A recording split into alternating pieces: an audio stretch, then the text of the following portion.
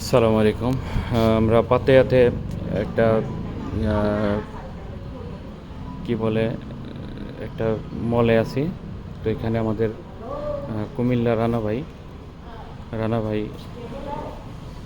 খুব কি বলে আন্তরিক মানুষ।